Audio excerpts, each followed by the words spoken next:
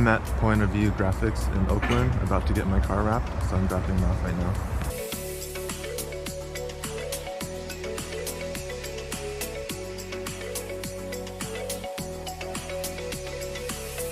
I just got back to Emeryville after work and here to pick up the car. I'm gonna walk around the entire car so you can see the graphic.